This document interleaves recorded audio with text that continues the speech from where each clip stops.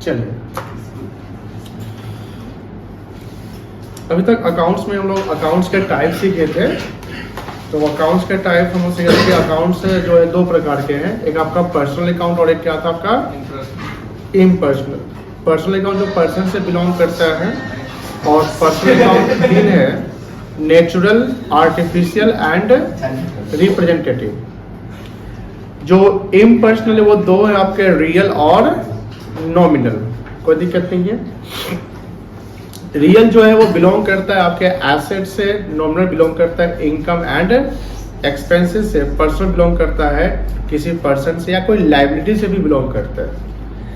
हमने कुछ डिफरेंशिएशन आपको बताए थे। डिफरेंशिएशन इन द सेंस कि जैसे ये जो पॉइंट टर्म्स है, अगर कोई एक्सपेंस का नाम लिखा हुआ है, कोई एक्सपेंस इधर प्रीपेड और आउटस्टैंडिंग ना हो, क्योंकि एक्सपेंस आउटस्टैंडिंग या प्रीपेड हमारा एक्सपेंस नहीं होता है, वो लायबिलिटी या एसेट्स होते हैं। जैसे एक्सपेंस आउटस्टैंडिंग है तो that we called liability not expenses. Expense prepaid है तो that we called assets not expenses. तो अगर एक्सपेंस लिखा हुआ है, जैसे सैलरी लिखा हुआ है, रेंट लिखा हुआ है, इलेक्ट्रिसिटी लिखा हुआ है, तो we call it nominal account. क्या कहेंगे उसको? नॉमिनल। लेकिन एक्सपेंस आउटस्टैंडिंग या प्रीपेड लिखा हुआ है, जैसे सैलरी आउटस्टैंडिंग, रेंट प्रीपेड, ये अगर लिखा हुआ है तो इसको हम नॉमिनल अकाउंट नहीं कहेंगे, ये पर्सनल अकाउंट होगा, बिकॉज ये रिप्रेजेंट कर रहा है किसी चीज को। तो ये ध्यान रखिएगा। जैसे यहाँ पर सैलरी लिखा हुआ है तो salary is expenses, this is nominal account. Salary outstanding है तो ये मेरे लिए लायबिलिटी है, तो this is personal account. Similarly rent लिखा हुआ तो ये मेरा एक्सपेंस है तो नॉमिनल अकाउंट हो गया। बट रेंट प्रीपेड है तो ये मेरे लिए एसेट्स है, और रेंट प्रीपेड कहीं ना कहीं बिलोंग करता है किसी लैंडलॉर्ड को, तो ये पर्सनल अकाउंट की कैटेगरी में आएगा। प्रीपेड को हमने एक्सप्लेन किया था कि प्रीपेड को पेड इन एडवांस नहीं कहते हैं, प्री को हम दूसरे वर्ड में यूज करते हैं, प्री को प्रायर भी कहते हैं और बिफोर भी कहते हैं, या अनएक्सपायर्ड कहते हैं। अनएक्सपायर्ड मतलब जो एक्सपेंस अभी एक्सपायर्ड नहीं हुआ है, अभी एक्सपेंस एक्सपायर्ड होना बाकी है। एनी एक्सपेंस आउटस्टैंडिंग और prepaid represents to someone, therefore it is the personal account. Any income accrue or advance, income accrue assets है, income advance मेरे लिए liability है, ये भी किसी को रिप्रेजेंट करता है, तो ये भी क्या होगा आपका पर्सनल अकाउंट होगा। कोई भी इनकम या एक्सपेंस नॉमिनल अकाउंट है, लेकिन कोई इनकम एक्रू, इनकम एडवांस या एक्सपेंस आउटस्टैंडिंग, एक्सपेंस प्रीपेड, ये सब क्या है? पर्सनल अकाउंट है। तो सिमिलर अभी जो दो क्लास हुए आई थिंक इसके ना, दो क्लास में हमने पर्सनल, रियल एंड नॉमिनल जो मेन कैटेगरी है उसको हमने समझा। हमने अभी तक क्या समझा? अभी तक ये समझा कि डबल एंट्री सिस्टम के बारे में, कि कोई भी ट्रांजैक्शन और इवेंट्स होते हैं उसके दो इम्पैक्ट पड़ते हैं। डबल एंट्री सिस्टम जो है वो इन्वेंट हुआ था 1494 में हुआ था, ये ध्यान रखेंगे। 1494 में लुकास पासरी जिन्होंने कहा था कि कोई भी जब अकाउंटिंग करते हैं, यानी किसी भी ट्रांजैक्शन की जब हम अकाउंटिंग करते हैं तो उसका एक प्रॉपर हेड्स ऑफ अकाउंट बनता है। प्रॉपर हेड्स ऑफ अकाउंट में एक हेड्स ऑफ अकाउंट बनता है डेबिट और दूसरा हेड्स ऑफ अकाउंट बनता है क्रेडिट। बट डेबिट और क्रेडिट कैसे करते हैं, क्या डेबिट होता है, क्या क्रेडिट होता है, वो टर्म पे अभी हम नहीं है। लेकिन हम इस प्रॉपर टर्म पे आ चुके हैं कि अकाउंटिंग टर्मिनोलॉजी में क्या एसेट्स समझ चुके हैं, क्या लायबिलिटी है समझ चुके हैं, क्या इनकम है समझ चुके हैं, क्या एक्सपेंस है समझ चुके हैं। अब इस सब का कंसोलिडेशन करने वाले हैं हम लोग। रूल्स ऑफ डेबिट क्रेडिट पे आएंगे जो सबसे इंपॉर्टेंट है, क्योंकि समझ लो कि अकाउंटिंग का बेस ही है debit and credit. As a commerce student जब आप अकाउंटिंग करोगे, किसी भी संस्था के अकाउंटिंग करोगे, तो अकाउंटिंग करने में हमें ये समझना है कि भैया जो ट्रांजेक्शन हुआ है, जो क्या हुआ है, ट्रांजेक्शन हुआ है, इधर आपने बैंक में पैसा जमा किया, आपने स्टाफ को सैलरी पे किया, बैंक से पैसा निकाला, कोई भी बिजनेस से रिलेटेड आपने मॉनेटरी एक्सपेंडिचर या मनी के टर्म में कोई भी एक्सचेंज किया बिजनेस में, तो उसकी अकाउंटिंग करनी है। और जब उसकी अकाउंटिंग करनी है तो हमें कहीं ना कहीं डेबिट एंड क्रेडिट के अकाउंटिंग हेड को आइडेंटिफाई करने हैं। फॉर एग्जाम्पल जैसे आप लोग बैंक कभी गए होंगे, बैंक में किसी का अकाउंट है, आप में से किसी का आपका अकाउंट है और किसी का अकाउंट है, आपका सबका अकाउंट है। जिनका नहीं है बैंक में अकाउंट ओपन करवा लीजिए, ठीक है ना। उससे आपको सीखने को मिलेगा कि बैंक की क्या एक्टिविटी होती है, बैंक क्या करती है। लेकिन बैंक में आप लोग कभी ऐसा तो देखे होंगे, मैसेज मोबाइल पे आया होगा आपके या पेरेंट्स के मोबाइल पे, कि जब आप उनको कोई पैसा ट्रांसफर कर रहा है तो उनके अकाउंट में मोबाइल में मैसेज आता है कि योर अकाउंट नंबर इतना इतना जो भी लिखा रहता है हैज बीन क्रेडिटेड, क्या लिखा रहता है? क्रेडिटेड मतलब जमा हुआ। क्रेडिट मतलब हुआ कि बैंक में पैसा मेरा क्रेडिट हो गया, यानी बैंक में मेरा पैसा बढ़ गया। जब कोई पैसा आप ट्रांसफर करते हैं या कोई बैंक चार्ज करता है, जैसे आप यूपीआई पेमेंट कभी कभी आप करते होंगे या आप मम्मी के अकाउंट से करते होंगे, पापा के अकाउंट से, तो वहाँ पर मैसेज आता है your account has been debited. Debited and credited, debit and credit. Passbook कभी आप लोग देखे हैं? पासबुक पासबुक भी देखते होंगे कि एक डेट ऑफ कॉलम रहता है जिसमें डेट ऑफ ट्रांजेक्शन, एक में पार्टिकुलर्स रहता है, पार्टिकुलर डिस्क्रिप्शंस रहते हैं कि चेक नंबर इतना है, कैश जमा हुआ, सेल्फ है, किसको दी है, यूपीआई, उसके कुछ नंबर्स रहते हैं जो सिस्टम से जनरेट होते हैं। आफ्टर दैट एक डेबिट रहता है और एक क्रेडिट रहता है। डेबिट देखिएगा विड्रोवल वर्ड लिखा रहता है, अगर आप प्रॉपर पासबुक को स्टडी करिएगा तो विड्रोवल लिखा है। विड्रोवल जो कॉलम रहता है वो डेबिट कॉलम इंडिकेट करता है, और जो डिपॉजिट कॉलम रहता है वो क्रेडिट इंडिकेट करता है, एंड आफ्टर दैट जो लास्ट कॉलम होता है वो बैलेंस रहता है। इधर वो बैलेंस आपका पॉजिटिव होगा या नेगेटिव, लेकिन हाँ सेविंग अकाउंट के बैलेंस हमेशा पॉजिटिव होंगे। सेविंग अकाउंट के बैलेंस क्या होंगे? हमेशा पॉजिटिव होंगे। पॉजिटिव इन द सेंस कि हमारा पैसा जब तक बैंक में है हम निकाल सकते हैं, जैसे पैसा जीरो हो जाएगा हमको निकालने की पावर खत्म हो जाएगी। लेकिन कौन से अकाउंट की बैलेंस नेगेटिव हो सकती है, बता सकते हैं? Current account. नेगेटिव जैसे ही होगा वो ओवरड्राफ्ट कहलाता है। क्या कहलाता है? ओवरड्राफ्ट। ओवरड्राफ्ट लायबिलिटी होता है बिजनेसमैन के लिए। किसके लिए लायबिलिटी होता है? बिजनेसमैन के लिए, और बिजनेसमैन को पैसा को चुकाना पड़ता है। That overdraft just treated as a loan to the businessman, because वो उसने पैसा एक्स्ट्रा बैंक से यूज कर लिया है। अब थोड़ा सा हम लोग आते हैं एक नए पॉइंट पे, रूल्स ऑफ डेबिट क्रेडिट। थोड़ा सा इंपॉर्टेंट है तो थोड़ा ध्यान रखिएगा बबुआ, क्योंकि यहाँ से आपका मेन अकाउंट्स का कहानी शुरू हो रहा है। रूल्स ऑफ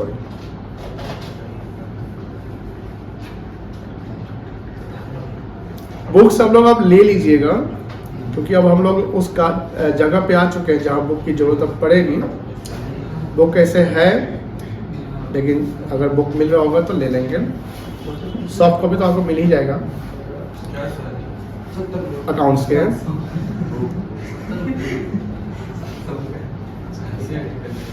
आज डेट 3 है ना?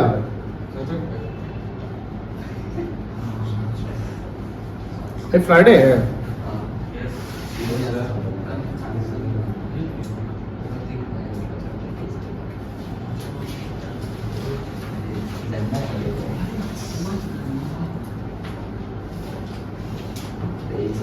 देखो बुआ ये सब एक सब हल्ला नहीं करना। क्या नहीं करना?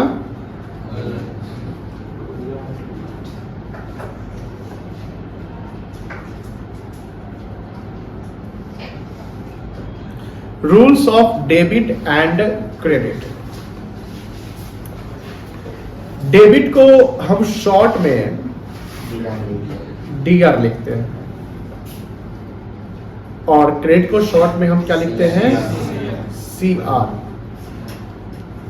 यहां क्रेडिट का जो वर्ड है, क्रेडिट वर्ड है, इसका मतलब उधार नहीं होगा। ये क्रेडिट का मतलब यहां पर होगा कि हम जब अकाउंटिंग करते हैं तो एक सिस्टम, जैसे सिंपल सी बात है, जैसे हमारे देश में डिफरेंट ऑफ रिलीजन के लोग रहते हैं, हिंदू धर्म, ईसाई, मुस्लिम, हर प्रकार के धर्म के लोग रहते हैं। हर धर्म के लोग अपने धर्म ग्रंथ को फॉलो करते हैं।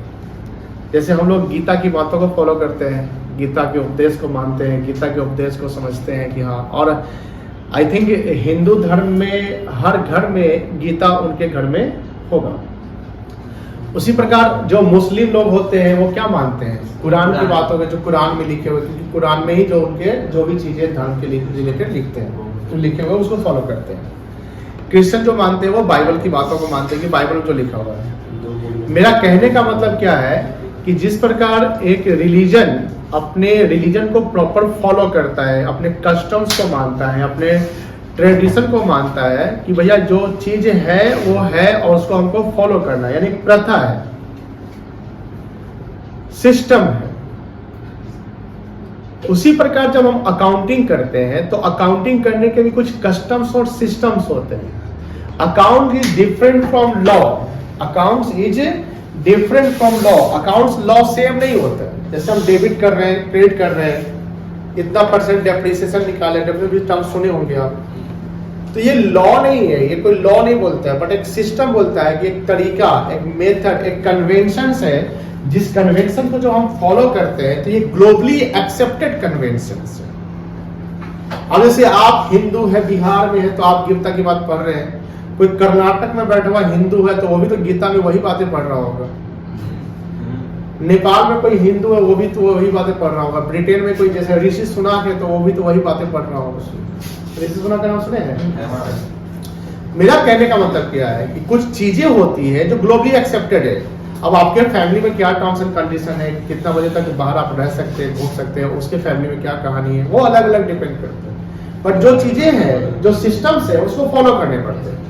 तो अकाउंट्स में भी कुछ सिस्टम है, जैसे अकाउंटिंग स्टैंडर्ड होता है। स्टैंडर्ड मतलब कुछ गाइडलाइंस, कुछ पॉलिसी, कुछ रेगुलेशन जिसको फॉलो करते हैं, जिसको अकाउंटिंग स्टैंडर्ड्स कहते हैं। इंडिया में एक संस्था है ICAI, क्या नाम है? IC फुल फॉर्म जानते हैं? बोलिए। IC institute of chartered accountants of India. This is the apex body of finance, commerce and accounting. यानी अकाउंट का सबसे बड़ा बॉडी जो है वो ICAI, उसमें मेंबर्स होते हैं, CA सब होते हैं, और जो भी वो सब अकाउंटिंग स्टैंडर्ड्स बनाते हैं। हम जो भी अकाउंटिंग करते हैं वो एक स्टैंडर्ड पे फिक्स रहता है कि हाँ इस स्टैंडर्ड के अनुसार ये अकाउंटिंग होता है। मतलब अकाउंटिंग करना नहीं कि हमको मन किया अकाउंटिंग कर ली। जैसे एक स्ट्रीट वेंडर कोई हमका हिसाब लिख रहा है, वो एक सिस्टमैटिक तो नहीं लिख रहा होगा ना, लिख रहा होगा? नहीं लिख रहा होगा। 31 मार्च उसको पता भी नहीं होगा कि 31 मार्च को प्रॉफिट निकालना है, वही डायरी चला रहा होगा अप्रैल में भी। बोलिए हाँ या ना? उसको मतलब ही नहीं है। हो सकता है मई में डायरी खत्म हो गया तो फिर नया डायरी जून में, मई के जो डेट है उसी से खरीद लिया। ऐसा हो सकता है कि हो सकता है, क्योंकि उसको पता ही नहीं है।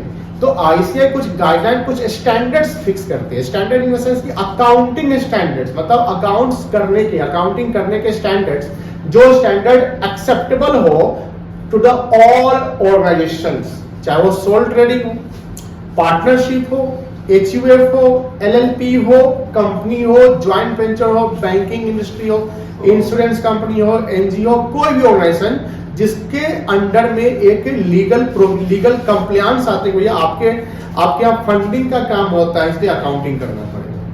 अब कोई NGO है जिसके यहाँ फंडिंग करोड़ों का होता है, बहुत सारा NGO है, तो वहां भी अकाउंटिंग करने पड़ेंगे। तो अब सवाल ये बनता है कि सर जितने भी अकाउंटिंग स्टैंडर्ड्स होंगे उसके नंबर से 33 मान लो है, तो 33 अकाउंटिंग सारे ऑर्गेनाइजेशन को फॉलो करने पड़ेंगे। ऐसा नहीं है।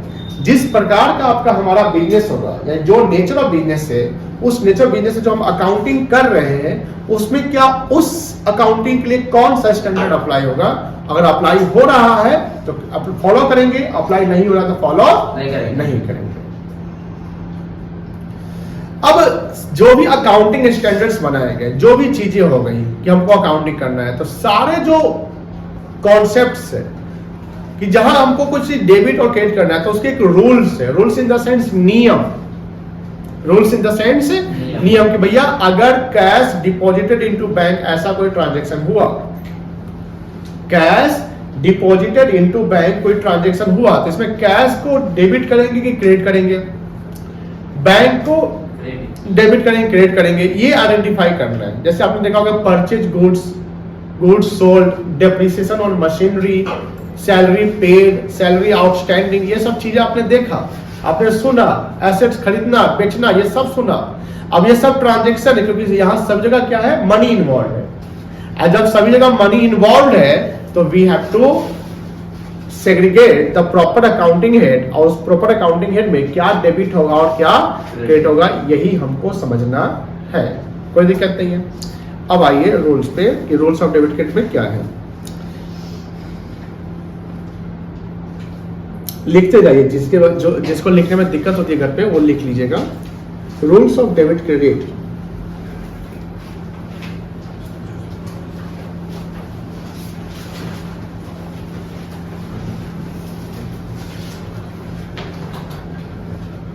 is based on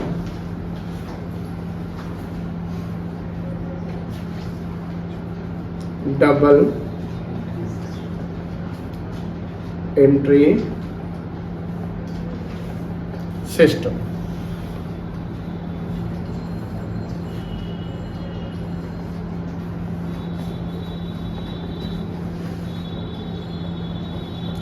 double entry system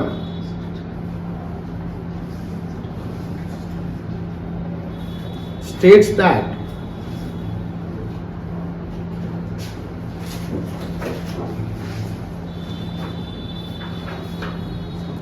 every transactions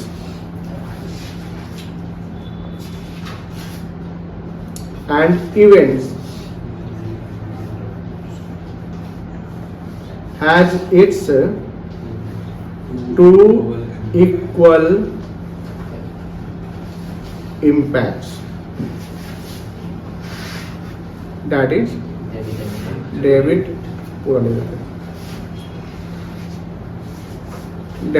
and credit. The value of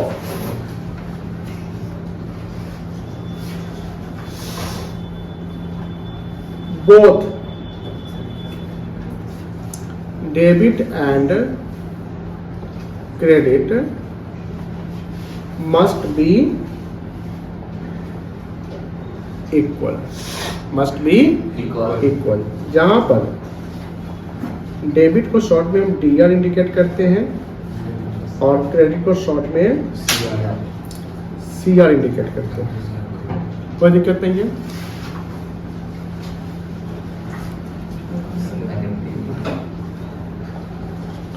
rules of debit and credit.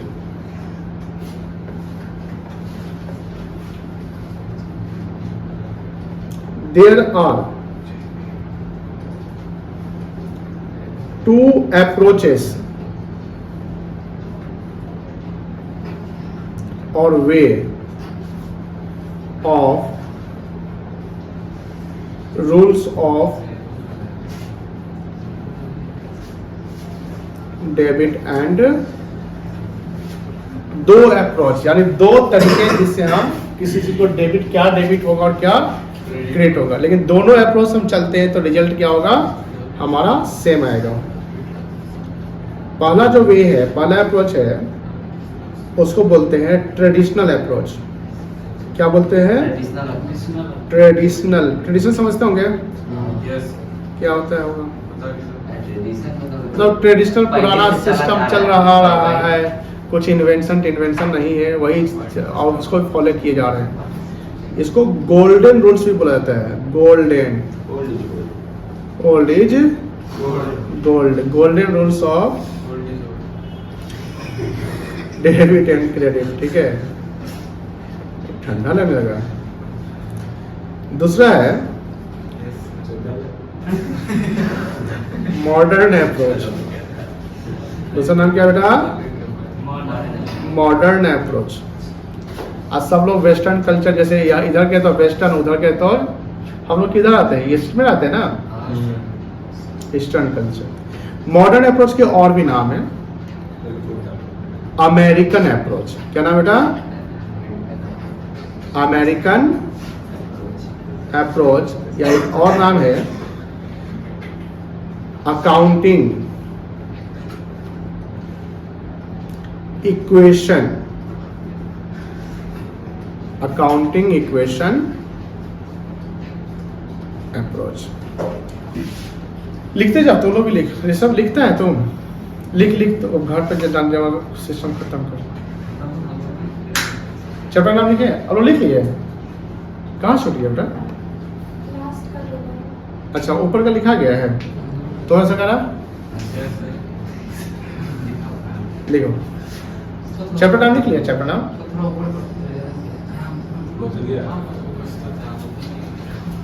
उसका खाना नहीं खाता है।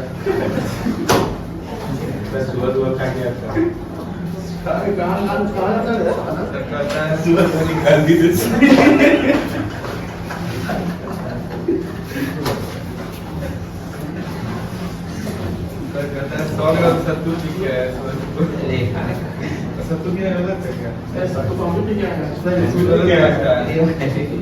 सत्तू किस तरह से खाया जाता है? सत्तू क्या है?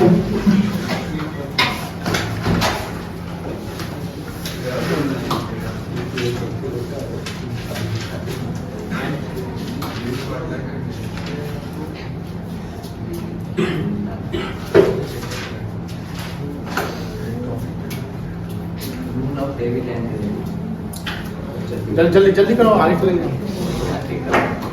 अरे बेंच बहुत हिलता है, ठीक करो।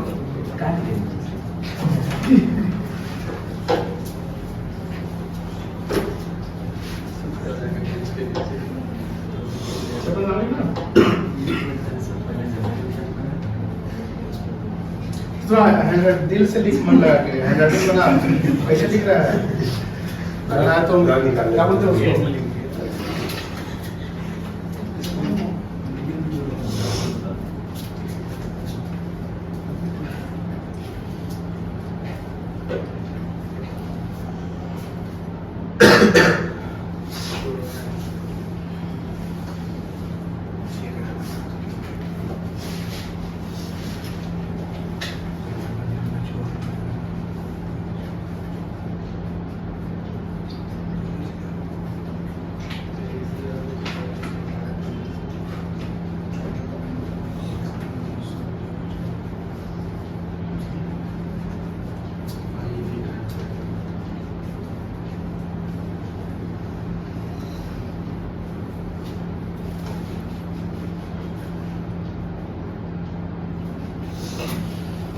चलो आगे चलते हैं हम लोग। तो दो अप्रोच क्या क्या है हमारे। एक अप्रोच को बोलते हैं ट्रेडिशनल अप्रोच, ये याद रखिएगा। ट्रेडिशनल अप्रोच को golden rules of debit and credit भी कहते हैं। ये अप्रोच थोड़ा सा आप लोगों को याद करने में परेशानी करेगा स्टार्टिंग में, बट हम कोशिश करेंगे याद हो जाए, ठीक है ना। दूसरा अप्रोच बहुत ही आसान है, मॉडर्न अप्रोच। नाम से लग रहा है कि मॉडर्न है तो कुछ इजी ही होगा ना। समय भी जैसे जैसे डेवलप होता है तो लाइफ स्टाइल लोगों का या जीने का तरीका क्या होता है, ईजी हो जाता है। चलिए तो हम लोग डिस्कस करेंगे अभी ट्रेडिशनल अप्रोच को। क्या डिस्कस करेंगे? ट्रेडिशनल अप्रोच को। Rules of debit and credit as पर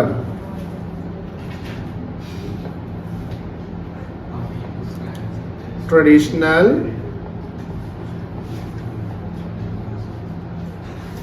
अप्रोच। क्या अप्रोच है? अच्छा इसको ना हम नीचे ले लेते हैं, ऊपर का तो लिख लिया होगा आई थिंक सो। बोलो हाँ, नहीं लिखे थे, छोड़िए। यहाँ ये देखो, अभी जस्ट 2 लेक्चर हमने किया। वो 2 लेक्चर में था एक अकाउंट्स के टाइप, पर्सनल और इम्पर्सनल। तो पर्सनल में थे आर्टिफिशियल, नेचुरल और। तो जब हम डेबिट क्रेडिट के रूल्स पे आते हैं तो हमें वही अकाउंट्स को यहाँ पर लाने हैं, क्योंकि डेबिट क्रेडिट किसका करोगे? कोई इनकम का ही, कोई एक्सपेंस का, कोई एसेट्स का, या कोई लायबिलिटी का। यही जो आइटम्स है इसी का हमको डेबिट और क्रेडिट समझना है कि कौन डेबिट होगा और कौन क्रेडिट होगा। जब भी हम डेबिट और क्रेडिट करेंगे तो अकाउंट वर्ड यूज करेंगे। जैसे सैलरी के लिए सैलरी अकाउंट, परचेज के लिए परचेज अकाउंट, सेल्स के लिए सेल्स अकाउंट, कैश के लिए कैश अकाउंट, बैंक के लिए बैंक अकाउंट, सैलरी आउटस्टैंडिंग के लिए सैलरी आउटस्टैंडिंग अकाउंट, राम होगा तो राम अकाउंट, श्याम होगा तो श्याम अकाउंट।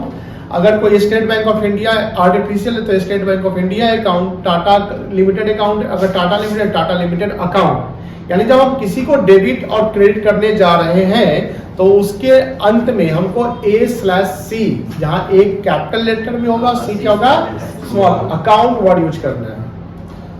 सेविंग अकाउंट, ये सुनते ना, सेविंग अकाउंट, ये अकाउंट, यानी अकाउंट्स दीजिए। अकाउंट्स इन द सेंस कि आपने बस उसका कोई ना कोई अकाउंटिंग किया है, एक हेड्स ऑफ अकाउंट बन चुके हैं, हेड्स ऑफ अकाउंट। कि उनको कैसे आइडेंटिफाई करना है, तो उसके नाम से ना पता चलेगा कि हाँ सैलरी वाले, अगर हमको कितना सैलरी हमने साल भर में दिया तो उसके लिए हमको सैलरी अकाउंट ढूंढना पड़ेगा।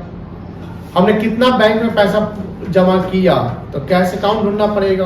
कितना रेंट पे किया उसके लिए रेंट अकाउंट, कितना पूरे साल उन्होंने सामान खरीदा उसके लिए परचेज अकाउंट, कितना पूरे साल उन्होंने सामान बेचा तो सेल्स अकाउंट। मेरी बात समझ में आ रही है? तो हमें आपको कोई भी चीज को आइडेंटिफाई करना है तो उसी ग्रुप में जाने पड़ेंगे। जैसे स्कूल होती है ना, तो स्कूल में असेंबली वगैरह होता होगा, या स्कूल में जब एंट्री होती है, जैसे मॉर्निंग में एंट्री होती है, बस से जब बच्चे उतरते हैं तो क्या एक ही क्लास के बच्चे उसमें इन करते हैं एक बार में, कि किसी भी क्लास के बच्चे जो क्यू में जैसे जैसे आते हैं वो एंट्री करते चले जाते हैं जैसे जैसे आए। तो ट्रांजेक्शन भी यही होता है कि जैसे जैसे ट्रांजेक्शन होता है हम उसका एंट्री करते चले जाते हैं, रिकॉर्ड लिखते चले जाते हैं, रिकॉर्डिंग सुने हुए वर्ड।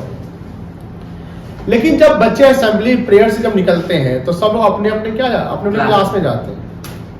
तो जब हमको किसी स्टूडेंट को आइडेंटिफाई करना है, यानी हम मैं एज ए एक्सटर्नल मैं हूँ, अब मुझे मान लो कि उमंग नाम के स्टूडेंट से मिलना है, तो उसके प्रिंसिपल से हम प्रिंसिपल ऑफिस जाएंगे कि सर उमंग नाम के स्टूडेंट से हमें बात करनी है। तो अच्छा उमंग नाम का स्टूडेंट यहाँ पर 4 है, सर वो उमंग जो वहाँ से आता है गोबर सही से आता है, अच्छा गोबर सही से, वहाँ से तो 2 है। अब उसमें भी होता है ना समटाइम क्लासीफाई करना पड़ता है। अच्छा सर उमंग जिसके पापा ये बिजनेसमैन, अच्छा हाँ बिजनेसमैन, यही उमंग की बात हो रही है सर, देखिए चेहरा, हाँ यही चेहरा, हाँ यही, अच्छा ये क्लास 6 के C सेक्शन में होगा, वहां चले गए। कहने का मतलब क्या है, ग्रुपिंग करना है, किसी चीज को आइडेंटिफाई करना तो उस क्लास में जाना पड़ेगा, ठीक है ना। तो अब हम यहाँ पर डेबिट और क्रेडिट के रूल्स सीखने जा रहे हैं कि क्या डेबिट होगा और क्या कब डेबिट होगा कोई चीज और कब क्रेडिट होगा, जहां उसके रूल्स क्या है। तो अकाउंट्स में जैसे पर्सनल था तो पर्सनल को 1 मान लेंगे, यहाँ पर 3 नहीं कैटेगराइज करेंगे, और इम्पर्सनल के 2 थे तो उसको 2 लेके चलेंगे, यानी पर्सनल, रियल एंड नॉमिनल। तो ट्रेडिशनल अप्रोच से जब आप चलते हैं, किस अप्रोच से बेटा, ट्रेडिशनल अप्रोच से, और वहां रूल्स ऑफ डेबिट को क्लासिफाई करते हैं, तो पहले तो आपको अकाउंट्स क्लासिफाई करने पड़ेंगे। क्या क्लासिफाई करने पड़ेंगे, अकाउंट क्लासिफाई करने पड़ेंगे। और अकाउंट्स जब क्लासिफाई करेंगे तो यहाँ वहां पर 3 कैटेगरी में अकाउंट्स रखेंगे। कितने कैटेगरी में, 3। कौन कौन सा, पर्सनल, रियल और नॉमिनल। कोई दिक्कत नहीं बेटा। अब यहाँ बात होती है personal account.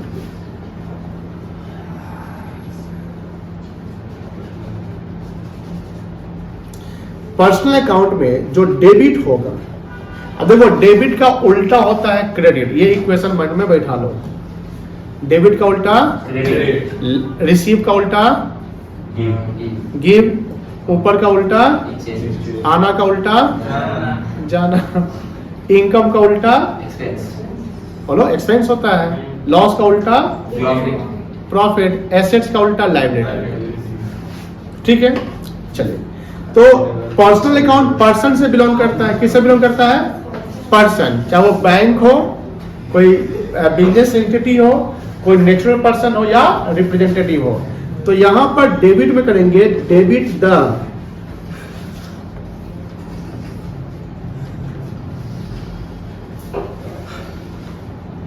Receiver, debit the receiver. जैसे समझो हमने बैंक में, बैंक क्या है, पर्सनल अकाउंट है, हमने बैंक में 10,000 रुपया जमा किया। Who is the receiver? Bank. Who is the receiver?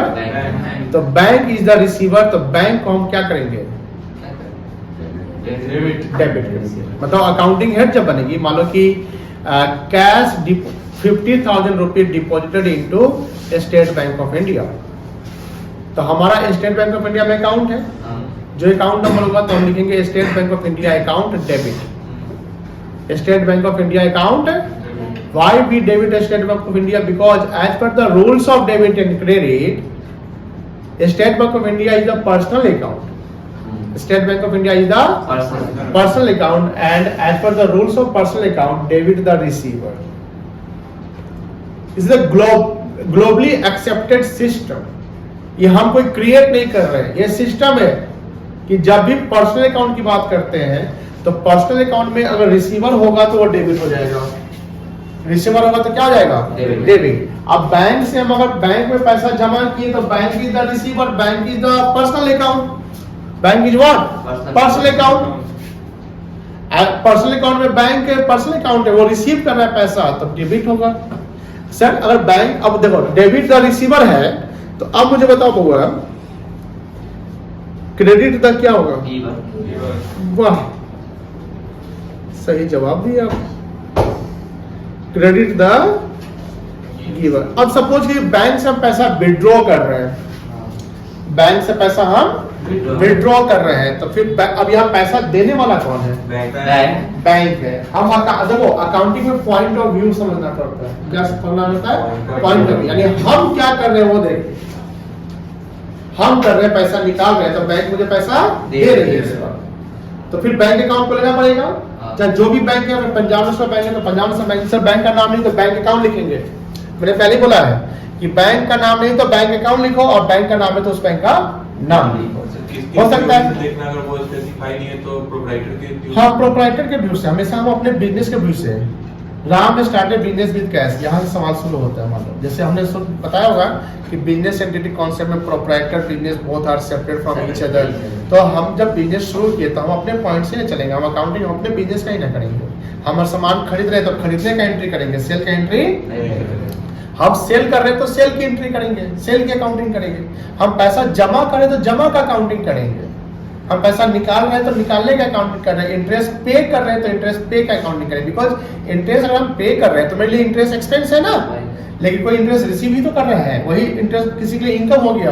तो हमें ये समझना है कि what I am doing in the business. अगर मेरा कोई एक्सपेंडिचर है तो मेरा एक्सपेंडिचर है, लेकिन समवन का क्या है, दूसरे का क्या है वो नहीं समझा। मेरा कोई चीज एक्सपेंस है तो मेरे लिए जो एक्सपेंस है वो दूसरे के लिए इनकम हो जाएगा। जैसे हमने रेंट पे किया तो रेंट मेरे लिए एक्सपेंस है कि इनकम है बेटा, लेकिन लैंडलॉर्ड के पॉइंट से क्या है वो। तो हम तो अपना ना अकाउंटिंग करेंगे कि हम बिजनेस चला रहे हैं, हमने रेंट पे किया तो रेंट पेमेंट की एंट्री करेंगे, रेंट रिसीव की एंट्री नहीं करेंगे। उसी बार इंटरेस्ट हमने पे किया तो इंटरेस्ट पेमेंट का एंट्री करेंगे, इंटरेस्ट रिसीव का नहीं। कैश बैंक में डिपॉजिट किया तो डिपॉजिट वाली एंट्री होगी, कैश बैंक से विड्रॉ किया तो विड्रॉ की एंट्री होगी। तो अभी हम जैसे बोल रहे हैं कि बैंक में पैसा अगर जमा कर रहे हो, कोई आओ तो यहाँ सामने आओ, कोई बैंकर आओ, आओ तुम सब आओ, तुम नंबर आओ, आ जा आज तो बहुत बड़ा चेहरा है, थोड़ा देखेगा। चलिए आप थोड़ा इधर आइए, वो बच्चा उधर आया था। ये है बैंक, ये है बैंक, क्या है bank, state Bank of India. अब इनको हम पैसा तो अपन नहीं है, मान लो ये 50,000 रुपया कितना है, 50 बोलो 50,000, 50 हम बैंक में जमा कर लिए तो मेरा बैंक बैलेंस बढ़ गया, तो मैसेज आएगा ना हमको। क्या मैसेज आएगा? गड़बड़ कर दिया। Your account number has been credited by ₹50,000। तो मेरा अकाउंट क्रेडिट हो गया, बैंक में क्रेडिट किया, किसने किया वो?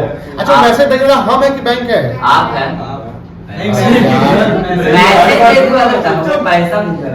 मैसेज भेज रहा कौन है? बैंक ने। ध्यान समझिए, एक मिनट ध्यान सुनिएगा। तो बैंक ने वो अकाउंटिंग किया, जो मैसेज भेजा बैंक, तो वो बैंक ने अकाउंटिंग किया। तो बैंक जो अकाउंटिंग कर रहा है और हम अकाउंटिंग दोनों सेम नहीं होगा। जैसे कोई परचेज कर रहा है तो परचेज की अकाउंटिंग करेगा, लेकिन जिसने परचेज किया तो किसी दूसरे से किया, तो जो जिससे परचेज किया वो सेल्स का अकाउंटिंग करेगा। मेरी बात समझ आ गई ना? तो ये बैंक में पैसा रिसीव का एंट्री करेगा, लेकिन हम पैसा डिपॉजिट का एंट्री करेंगे। तो अब ये पैसा रिसीव, ये मनी रिसीवर है कि गिवर है? रिसीवर है। रिसीवर ये कौन है? पर्सनल अकाउंट है, बैंक पर्सनल अकाउंट है। तो पर्सनल अकाउंट में जब हम बैंक लेंगे तो बैंक मेरे से पैसा रिसीव किया तो इनको हम क्या करेंगे? डेबिट कर लेंगे। इनको क्या करेंगे? क्रेडिट क्या होगा बाद में डिस्कस किया जाएगा, है ना, जब हम तीनों रूल्स पे आएंगे। अब फिर पैसा हमको निकालना है। पैसा हम निकाल लिए, क्या किए? निकाल लिए। तो पैसा यही ना दिए हमको, मेरा पैसा दिए, बट देने वाले तो ये पर्सनल अकाउंट ही है। तो इस दिस टाइम ये कौन है?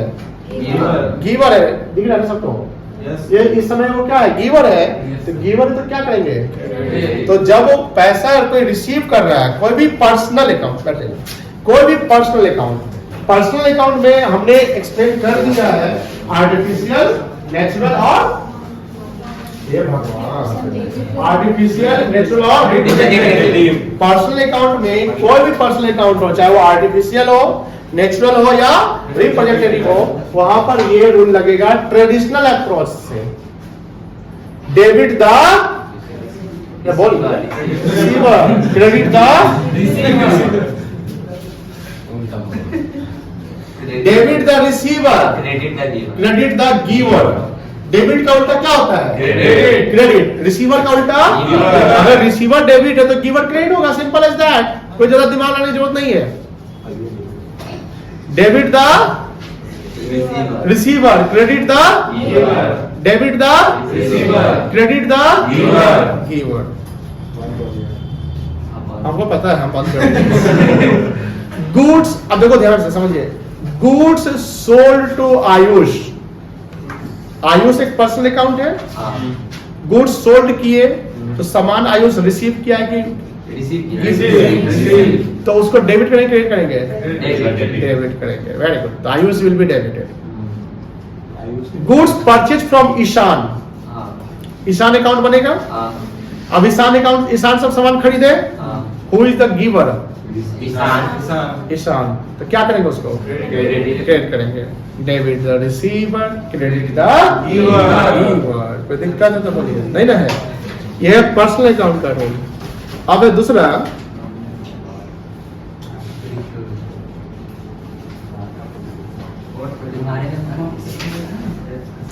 Real account. क्या रूल है बेटा? इसका रूल है डेबिट व्हाट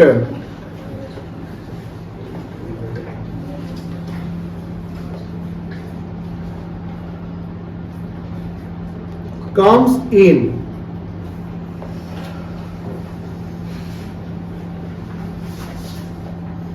तो क्रेडिट क्या होगा? व्हाट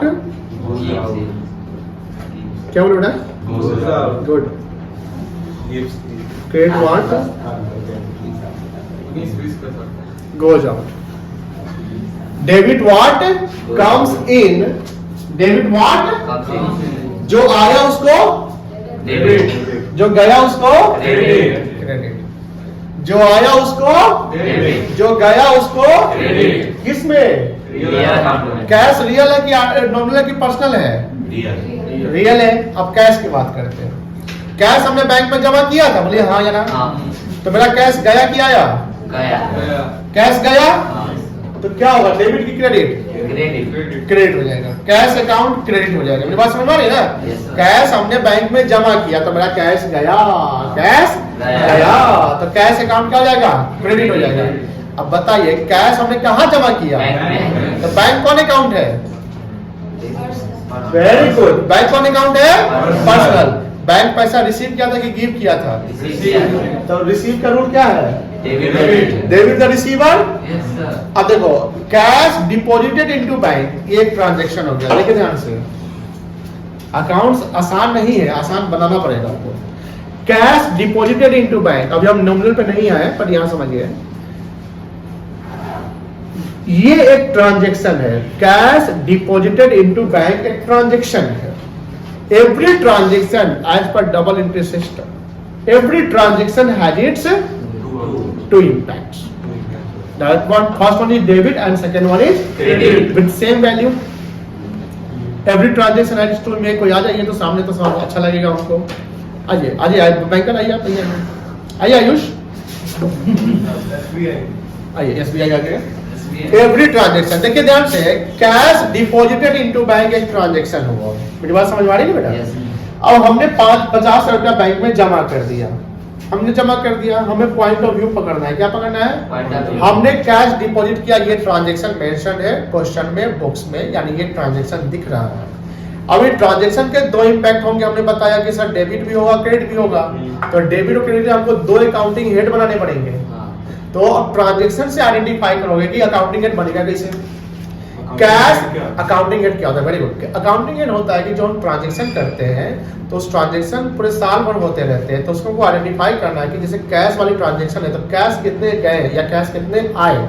बैंक से रिलेटेड ट्रांजैक्शन है तो बैंक अकाउंट में देखना पड़ेगा कि बैंक में कितने पैसे जमा हुए या बैंक से कितने पैसे निकले। तो अकाउंटिंग हेड हमको बनाना पड़ेगा, क्लासिफिकेशन करना पड़ता है, ग्रुपिंग करना पड़ता है। क्या करना पड़ता है? ग्रुपिंग। जैसे यू ऑल आर स्टूडेंट्स, अभी दो उधर 12th के बैठे हुए हैं, उधर फिर दो 12th के आ गए, मान लो अभी आपके पहले बीकॉम वाले चले गए, फिर कोई सीए वाले आते हैं, सब आए। मान लो कि हम एक सेमिनार रखते हैं, उसमें सबको बुलाए कहीं द पार्क होटल में, वहाँ सभी स्टूडेंट्स आए हुए हैं। तो इस बेंच पे बैठा हुआ कोई 11th का भी है, कोई 12th का भी है, कोई सीए वाला भी बैठा हुआ है। ये सब हमारे स्टूडेंट्स हैं। लेकिन हमको जब क्लासिफिकेशन करना पड़ेगा तो ग्रुपिंग करना पड़ेगा ना कि हाँ 11th वाला कितना है, 12th वाला कितना है। तो अकाउंटिंग का मतलब कि हमको प्रॉपर हेड्स ऑफ अकाउंट बनाने पड़ेंगे कि सेल्स से रिलेटेड सेल्स अकाउंट, जैसे हमने बोला भी, परचेज से रिलेटेड परचेज अकाउंट, कोई दिक्कत नहीं है।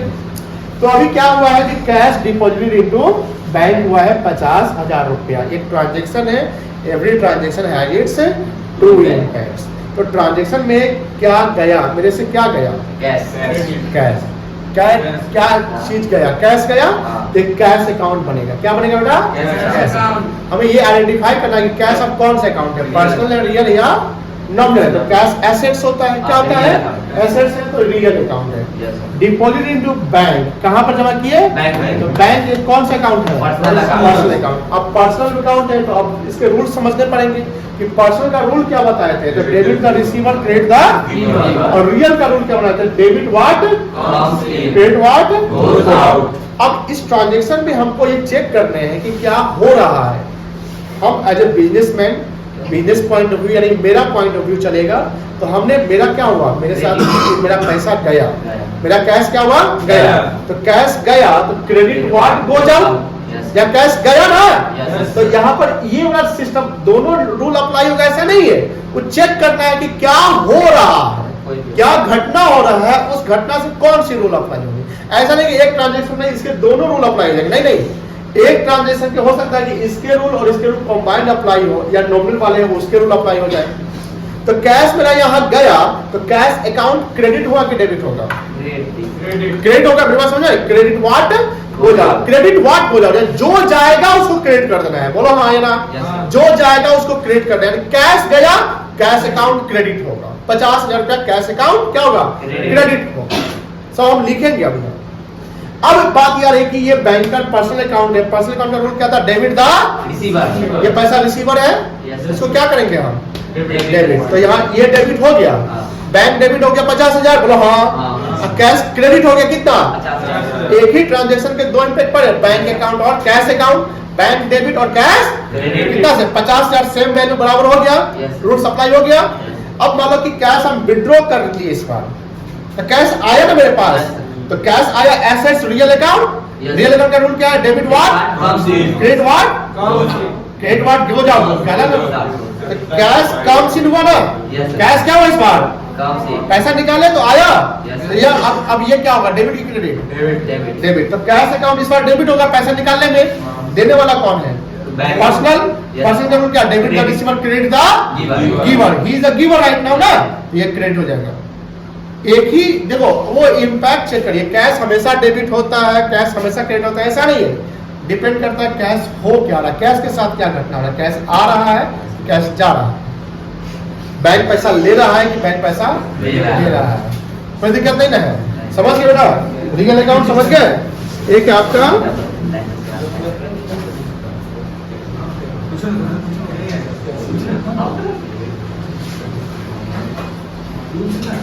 क्या, अरे वो सनसाइन का है, अटेंडिंग एंड कंफ्यूजन था उसको,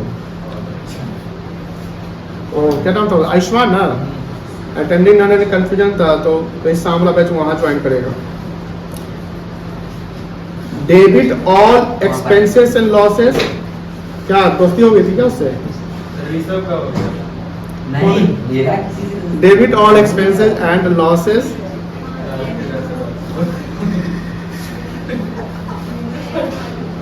बच्चा लेकिन ठीक था पढ़ने में। क्रेडिट ऑल इनकम्स एंड, उसके पेरेंट्स आए थे, खुद अपना प्रॉब्लम बताए थे, इनकम्स एंड गेन्स। नोट किए हैं, देखो ज्यादा हम नहीं लिखे, इसको नोट करें, इसको हम अभी डिस्कस करेंगे और लिखेंगे, इतना ही ना है, ऊपर वाला लिख लिया है ये सब, तुम लोग लिख लिया बेटा।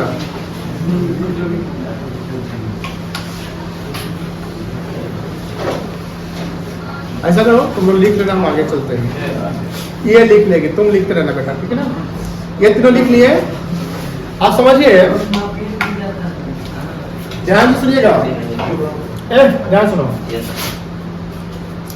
नॉमिनल बिलोंग करता एक्सपेंस, इनकम, प्रॉफिट गेन, तो कोई भी एक्सपेंस होगा, एक्सपेंस और लॉस दोनों सेम मेथड में आते हैं। तो कोई भी एक्सपेंस हो, जैसे salary paid, rent paid, electricity bill paid, सारा एक्सपेंस हम लिखवाए थे, याद है? हमने जस्ट बताया था कि जो भी अकाउंट्स हम सीख रहे हैं, ये मत समझिए कि आगे के चैप्टर जब पढ़ेंगे तो पिछला चैप्टर काम नहीं आएंगे, वो सारे काम आते हैं। तो 20-25 एग्जाम्पल वहाँ लिखवाए थे, याद है ना? Discount, commission, bad debt, interest paid, commission, advertisement, stationery, travelling, charity, donation, political expenses, जो भी लीगल एक्सपेंसेस, ऑडिट की, these all are the expenses. अब बिजनेस ऑर्गेनाइजेशन में जिसका हम अकाउंटिंग करते हैं, उस ऑर्गेनाइजेशन का कोई भी खर्चा होता है, उस खर्चा को डेबिट कर दो। क्या कर दो? डेबिट। जैसे ये कैलकुलेटर खरीदा, तो कैलकुलेटर का ये खर्चा है मेरा, क्या है? इसका क्या अकाउंटिंग हेड बनेगा? डेबिट। अकाउंटिंग हेड का नाम क्या बनेगा? कौन सा अकाउंटिंग हेड? जैसे हम अपने एम्प्लॉय को पैसा दिए, मंथली पैसा देते हैं, उसको सैलरी बोलते हैं ना। वर्कर को पैसा, उसको वेजेज बोलते हैं ना। हम ट्रेन से घूमे तो उसको ट्रैवलिंग बोलते हैं ना। कस्टमर हमारे यहाँ उसको चाय कोल्ड ड्रिंक्स पिलाए तो उसको क्या बोलेंगे? कस्टमर हॉस्पिटैलिटी बोलेंगे। उसी प्रकार हम कैलकुलेटर खरीदे तो उसको क्या बोलेंगे? Very good, stationery account.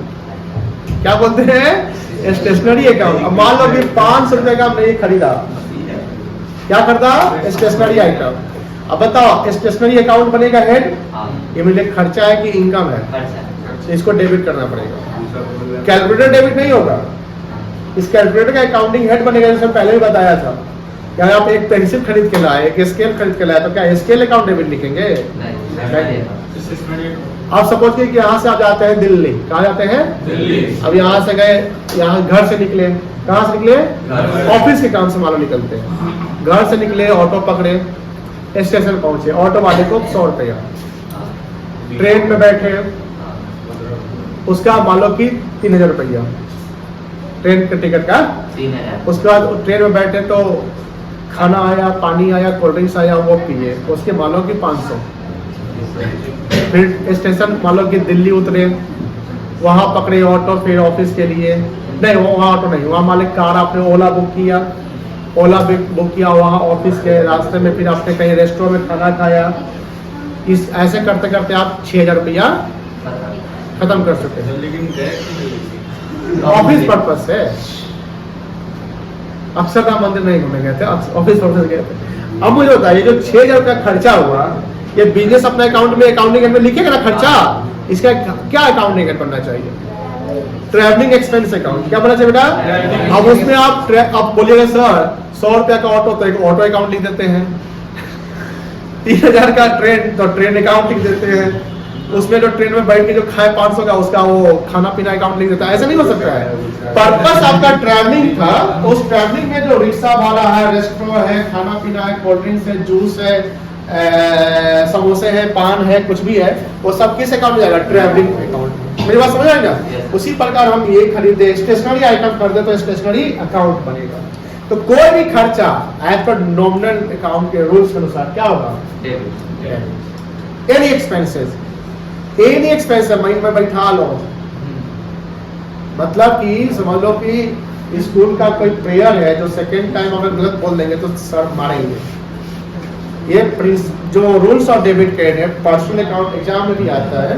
Personal account, real account, nominal account, एकदम मन में बैठा लो कि हमको ये रूल्स ध्यान में रखने हैं। अगर ये ध्यान में है, इस पे कमांड है, तो अकाउंट्स में कोई जाने नहीं है। तुम्हारा अकाउंट से ही खत्म कर दिया, बोलेगा सर 11th का 12th का क्या? हाँ 12th का खत्म। बोलेगा सर हम 6 महीना बाद आते हैं आपसे नहीं, ऐसा नहीं हो सकता है।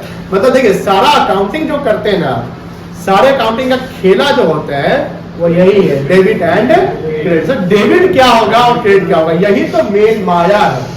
क्या है? माया। इसी माया में उलझना है और उलझे हुए को सुलझाना है।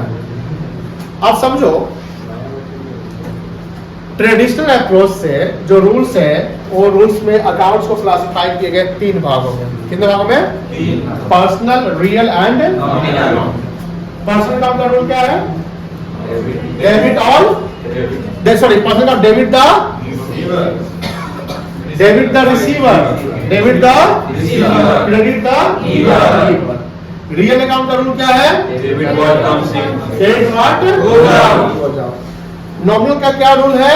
Debit all Income. Expenses and losses, credit all income and gain. कोई दिक्कत नहीं है, समझ गए? जैसे मान लो, अब समझो ध्यान से, अब हम एग्जांपल बनाएंगे ओरली, सब लिखेंगे हम लोग कल, आज ओरली एग्जाम्पल बनाते हैं। Rent paid to landlord of ₹5,000। Rent paid to landlord ₹5,000। अब यहाँ रेंट क्या है मेरे लिए? इनकम की एक्सपेंस? एक्सपेंस है, तो एक्सपेंस है, नॉमिनल अकाउंट के रूल्स के अनुसार रेंट अकाउंट बनेगा। Yes. और एक्सपेंस है तो क्या करेंगे? डेबिट की क्रेडिट? Very good. तो रेंट अकाउंट हो जाएगा डेबिट। रुपया कितना है? 5,000। तो रेंट अकाउंट डेबिट हो जाएगा 5,000 रुपए से। सर डेबिट तो समझ में आ गया, रेंट पे टू लैंडलॉर्ड में। दूसरा क्रेडिट कौन होगा? Landlord. No. Cash. यहाँ पर जब रेंट पेड कर रहे हैं लैंडलॉर्ड को, तो मेरा क्या जा रहा है? Cash. कैश। कैश एसेट है कि लायबिलिटी है? Assets. एसेट्स है। कैश एसेट से कैश मेरा जा रहा है कि आ रहा है? जा रहा है। रियल अकाउंट कैश हो गया। कैश कौन सा अकाउंट है? रियल अकाउंट है। रियल अकाउंट का रूल क्या है? डेबिट से शुरू करिए। Debit what? पर्सनल का है। Come. Debit what? Comes in. Credit what? Rent paid to landlord में रेंट मेरा जो कैश मेरा गया कि आया? कैश गया कि आया? तो कैश अकाउंट क्रेडिट हो जाएगा। तो अब यहाँ डेबिट कौन हुआ था? Rent account. डेबिट कौन हुआ था? अब क्रेडिट कौन हुआ? Cash account. कोई दिक्कत है तो बोलिएगा। कोई दिक्कत है? नहीं है। चलो अब समझो ध्यान से।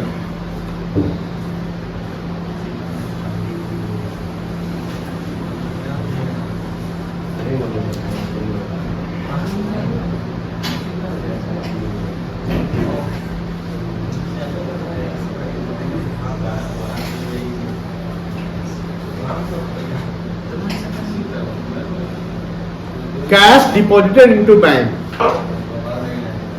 मान लो ये है 50,000 रुपया। अभी थोड़ा समझिएगा, लिखिएगा नहीं, समझ लीजिएगा।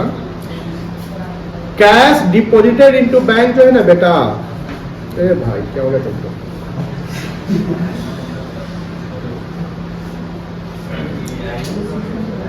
ये एक ट्रांजैक्शन है। क्या बेटा?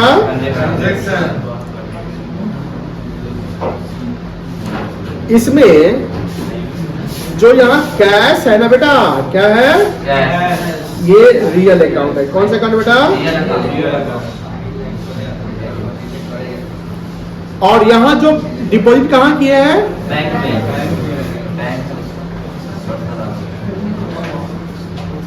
बैंक में। तो बैंक ऑर्गेनाइजेशन है, संस्था है। कौन सा अकाउंट है?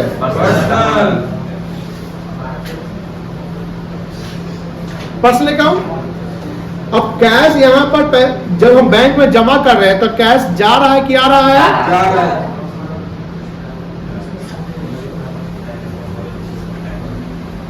रूल्स को लिख दो, जो रूल्स अप्लाई बन रहे हैं वो रूल। ऐसा नहीं कि दोनों लिख दो। कैश हो क्या रहा है? तो सर इस पर जा रहा है, तो गोज आउट कर दो। अब बैंक इसमें पैसा ले रहा है कि दे रहा है? ले रहा है. क्या लिखेंगे? रिसीवर की कीवर्ड? Receiver. रिसीवर।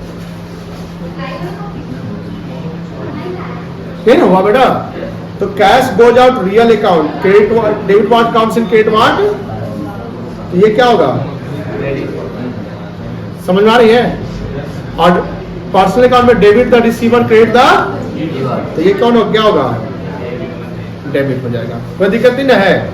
यानी कैश जो बैंक होगा, यानी एक बैंक अकाउंटिंग हेड बनेगा। क्या बनेगा? Accounting head, bank accounting head. ये हमारा डेबिट होगा। क्या होगा बेटा? डेबिट होगा। और डेबिट होगा कितना रुपया से? 50,000 रुपया से। बोलो हाँ या ना? और कैश भी अकाउंटिंग हेड बनेगा। कैश अकाउंटिंग हेड, कैश क्या होगा? कितना रुपया से? ये समझा कि नहीं समझा? समझे? चलो एक एग्जांपल और लेते हैं।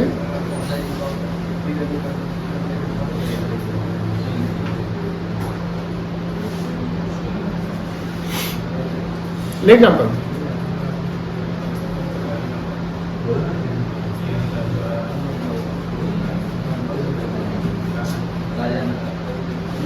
Machinery purchased and paid by check, paid by रुपी 1,00,000। 1,00,000 दिख रहा है? आप देखो, जब हम चेक से पेमेंट करेंगे तो पैसा मेरा कैश जाएगा कि बैंक का बैलेंस घट जाएगा? मतलब ये समझाया कि बैंक ने पैसा दिया, बोलो हाँ या ना। मशीनरी हम क्या किए हैं? खरीदे। तो मशीन में कौन से अकाउंट है? रियल अकाउंट है। बात समझ में आ रही है? बोलो हाँ या ना। मशीन जब खरीदे हैं तो मशीन आया कि गया? तो रियल अकाउंट में कम्स इन होगा कि गोज आउट होगा? बहुत ही अच्छा जवाब, शानदार जवाब। कम्स इन हो गया। क्या हुआ? Comes in. पैसा में चेक से दिया तो मेरा जो बैंकर होगा तो पैसा देगा। हमने उसको इंस्ट्रक्शन दे दिया। चेक का मतलब यही होता है कि आपने इंस्ट्रक्शन दिया कि भैया मेरा पैसा तुम आपको जो भी जिसके नाम पे है उसको दे दो। यहाँ पर चेक को रिलेट करेंगे किससे बेटा? बैंक से। अब बैंक यहाँ पैसा दे रहा है कि ले रहा है? दे रहा है, गिवर है। अब बैंक कौन सा अकाउंट है? मेरी बात समझ में आ रही है तो बोलिए हाँ, नहीं समझ तो बोलिए सर नहीं। हाँ, अब बताओ यहाँ डेबिट कौन होगा, क्रेडिट कौन होगा? ये डेबिट हुआ काउंसिल वाला। डेबिट होगा काउंसिल वाला। डेबिट वाट? तो काउंसिल जो ई वाला डेबिट होगा, ई वाला का नाम क्या है? Machinery account. क्या नाम है बेटा? Machinery account. तो मशीनरी अकाउंट क्या होगा बेटा? डेबिट होगा। कितना रुपया? अब पर्सनल अकाउंट का रूल क्या है? Debit the receiver, credit the. Right now bank is the giver. तो बैंक इज द गिवर, तो बैंक क्या हो जाएगा? क्रेडिट हो जाएगा। लेकिन बैंक में जो पैसा है वो तो मेरा है। हाँ, तो मेरा पैसा, तो बैंक को आपने इंस्ट्रक्शन दिया ना कि तुम पैसा दे दो मेरे बिहाफ में 1,00,000 रुपया। बैंक ने, आप मशीन खरीद के लाए किसी से, आप उसको क्या दिए? चेक दे दिए। बोलो हाँ या ना। बोलो हाँ या ना। तो जब चेक दिए तो चेक जो है फिड्यूशियरी मनी होता है। चेक का मतलब ये होता है कि बैंकर टू बैंकर एक्सचेंज होगा, जहां आपने चेक अपने बैंक का दिया होगा और अपने बैंक का इसलिए दिया कि आपके बैंक में बैलेंस होंगे। अब बैलेंस जब है तो आप बैंक को इंस्ट्रक्शन दे रहे हो कि मैं जो चेक है ऑथराइज करता हूँ कि इस पार्टी को 1,00,000 रुपया दे दें। चेक सबको मिल जाता है क्या? चेक को एक सेफ्टी से रखा जाता है। चेक में जैसे आपका साइन हो गया और चेक पर गया तो बजा सकता है, नहीं बजा सकते? चेक में एक ऑर्डर ऑफ पेमेंट होता है। चेक कभी देखे हैं? एग्जाम में चेक आया था। फोटो दे दिया, पोस्ट दिया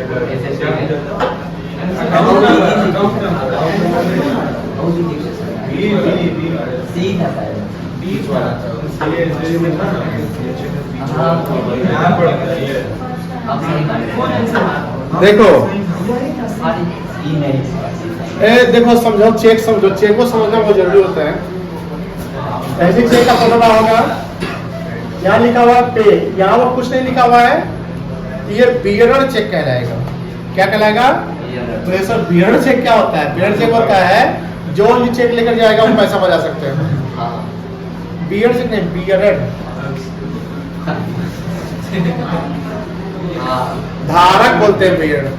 कभी आपके पास किसी का नोट है पैसे के, मतलब 100, 50, 200, 1000, 1000 उसे पढ़िए, उसमें लिखा होगा आई प्रॉमिस टू पे to the bearer of this instrument और सम ऑफ कितना। ठीक है, यहाँ क्या लिखा हुआ समझिए, पे प्रतीक अग्रवाल। पे प्रतीक अग्रवाल, यानी यहाँ प्रतीक अग्रवाल का नाम आ गया, या धारक या होल्डर जो होगा, यानी अगर चेक हमको मिल जाएगा तो हम भी बजा सकते हैं। कितना रुपया है? 50 और 50,25,000 ओनली। 50,25,000। ये प्रतीक, अगर एक दो साल किसका साइन है? दीपक चौधरी। बताओ चेक इशू कौन कर रहा है? दीपक। Very good. जो कोई सामान खरीदा होगा या कोई क्रेडिटर होगा, किसी को पैसा या कोई जमीन खरीदा होगा, ऐसा कोई चीज होगा, तो ही द इशूअर ऑफ चेक, यानी ये जो बैंक अकाउंट होगा, बैंक अकाउंट ये नंबर है, सेविंग अकाउंट है, ये जो है क्या ऑथराइज कर रहा है दीपक चौधरी कि भैया पैसा दे देगा। लेकिन देखो यहाँ पर भी एक चीज बड़ा इंपॉर्टेंट वर्ड लिखा रहता है, valid up to 10 lakh at non home branch. Non home branch का मतलब समझते हैं, जैसे मानो स्टेट कैंपस या बीयू कैंपस में है, तो यहाँ मेरा जो चेक होगा हम 50 लाख का भी इशू कर सकते हैं, लेकिन उस चेक में ये लिखा हुआ है तो दूसरे अगर नॉन होम ब्रांच में चले गए तो ये चेक नहीं बनेगा, चेक फंस जाएगा। क्यों फंस जाएगा? क्योंकि सर वॉल्यूम ऑफ जो मनी है वो हाई है, यानी अब आपको होम ब्रांच से क्लियर करवाना पड़ेगा। ये लिखने का भी कारण होता है, सर हमेशा 10 लाख रहेगा नहीं, डिपेंड करता है कि आपका बिजनेस का वॉल्यूम क्या है। जैसे बड़ी कंपनीज के करोड़ों का ट्रांजेक्शन है तो वहाँ पर 10 लाख नहीं, वहाँ हो सकता है 1 करोड़ लिख दे, 50 लाख लिख दे, 10 करोड़ लिख दे, 10 लाख का 5 दे दीजिए, कोई दिक्कत नहीं है। हाँ दे सकते, 10 लाख के 5 चेक आप 20 चेक दे दीजिए, समझ गए? तो ये होता है, ये देखो चेक में क्या लिखा हुआ, multi city cheque. Multi city cheque क्या होता है? इस इंडिया में कहीं भी आप उसको चेक को क्लियर कर सकते हैं, लेकिन कितना तक? 10 लाख तक। तो जैसे अब यहाँ इसका मतलब क्या है, जो आपका स्टेट बैंक ऑफ इंडिया है बेटा, ये कहाँ का ब्रांच है? शिकारपुर। ये कहाँ? गुरदासपुर पंजाब का है। तो पंजाब में आपका कोई बैंक अकाउंट है, तो आपने बैंक को इंस्ट्रक्शन दिया, तो जो प्रतीक अग्रवाल है उसको पैसा मिलेगा, तो प्रतीक अग्रवाल रिसीवर होगा पैसे का। प्रतीक अग्रवाल क्या होगा? Receiver, because he is the receiving the money. And who is the giver? Your bank, आपका बैंक, क्योंकि बैंक में आपका पैसा, तभी आपका बैंक पैसा आपको दे रहा है। तो हम बैंक अकाउंट में हेड बनाएंगे, कैश नहीं ना बनाएंगे। कैश क्यों नहीं बनाएंगे? बिकॉज कैश नहीं जा रहा है, बैंक से पैसा जा रहा है। समझ गए? समझे कि नहीं समझे? अच्छा इसमें बताओ चेक नंबर कहाँ है, बता दो। अरे बोलो।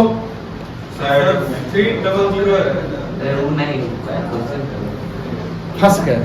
आप बताइए चेक नंबर यहाँ कहाँ है? आपके वहाँ पे चेक नंबर 6 डिजिट का होता है। ये है चेक नंबर, ये MICR नंबर है। MICR जानते हैं? फुल फॉर्म क्या है MICR का?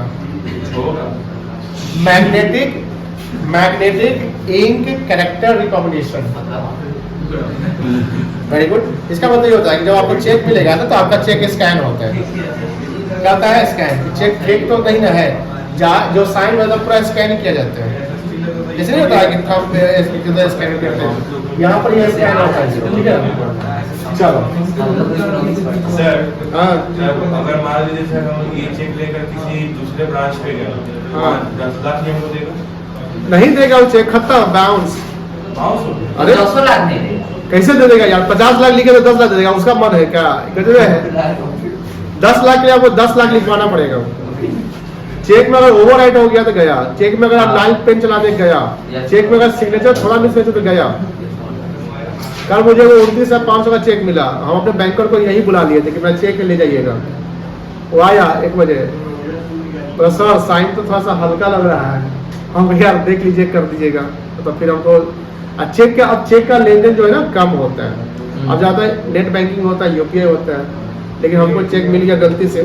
तो कहने का मतलब ये है, कहाँ थे हम लोग?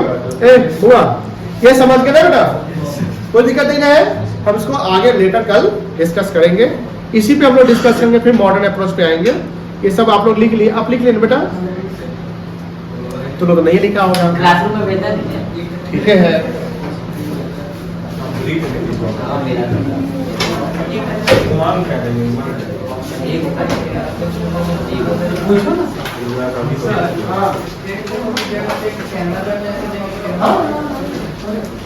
वैलिड अब वो डिपेंड करता है, जैसे वैलिडिटी पूरा अमाउंट नहीं देगा, 10 लाख तक।